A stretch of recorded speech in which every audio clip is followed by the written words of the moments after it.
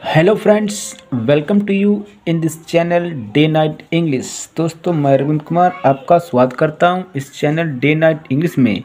आज के वीडियो में हम आपको बताएंगे क्लास 10th इंग्लिश बुक से यानी कि कौन कौन से क्वेश्चंस हैं इम्पॉर्टेंट हैं और कई बार एग्जाम में पूछे गए हैं।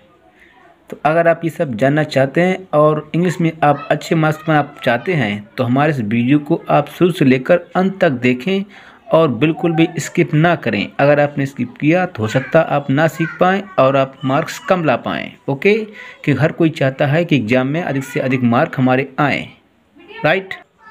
देखिए दोस्तों देखिए, अगर लॉन्ग आंसर की बात करें या लॉन्ग क्वेश्चन की बात करें तो सबसे पहला हमारा क्वेश्चन है कि why did Lencho write a letter to God, यानी कि ए लेटर टू गॉड जो आपका पार्ट है लेसन इंग्लिश में इंग्लिश बुक के अंतर्गत, उसमें ये क्वेश्चन बहुत ही मोस्ट इम्पॉर्टेंट है कि why did Lencho write A, Lencho ने भगवान को पत्र क्यों लिखा। ओके, अगर अथवा में आए तो यहाँ लिखा होगा आर, तो हो जाएगा how did rain affect Lencho's life. ये भी क्वेश्चन आ सकता है अगर अथवा में आए तो, मतलब उनका दोनों का एक ही हुआ कि हाउ डिड माने कैसे, रेन माने वर्षा ने इफेक्ट माने प्रभाव डाला, लेंचोस लाइफ माने लेंचो की जीवन में, या कह लीजिए कि लेंचो की लाइफ में वर्षा का क्या प्रभाव पड़ा। ओके, जब उसकी खेती सूख रही थी और वर्षा जब हुई तो उसको किस प्रकार से आनंद प्राप्त हुआ।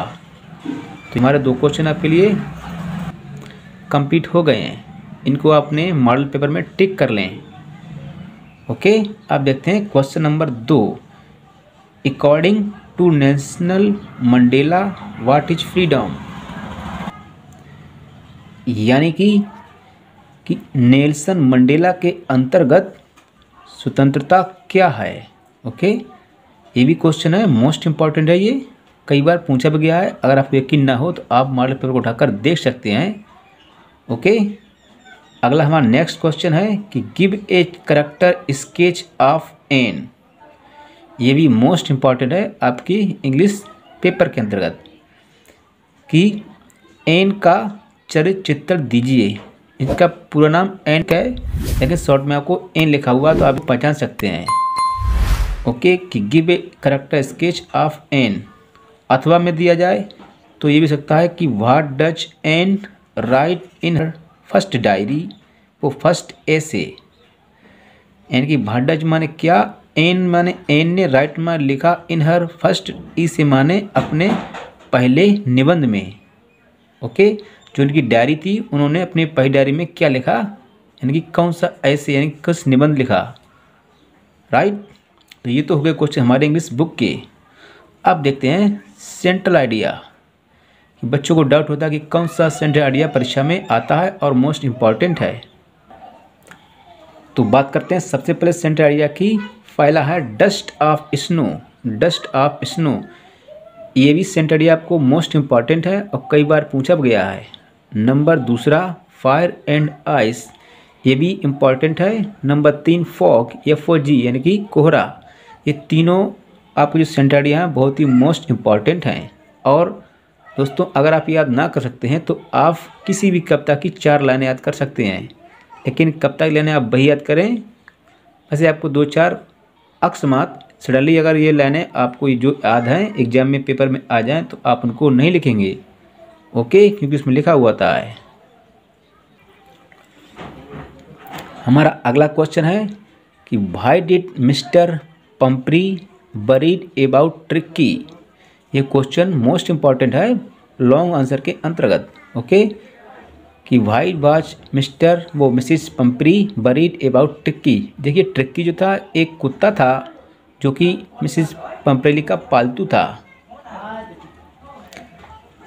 तो मिसिस पंपरी ट्रिक्की के बारे में क्यों चिंतित थी।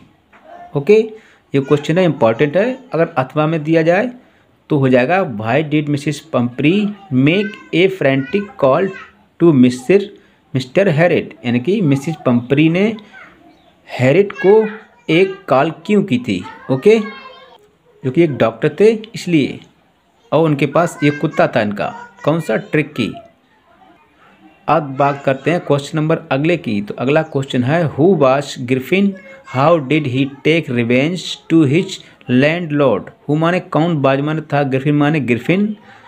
तो ग्रिफिन कौन था, how did to he take उनकी उसने अपना बदला जमींदार से कैसे लिया। ओके, तो ये भी क्वेश्चन मोस्ट इम्पॉर्टेंट है, ये परीक्षा में आ सकता है।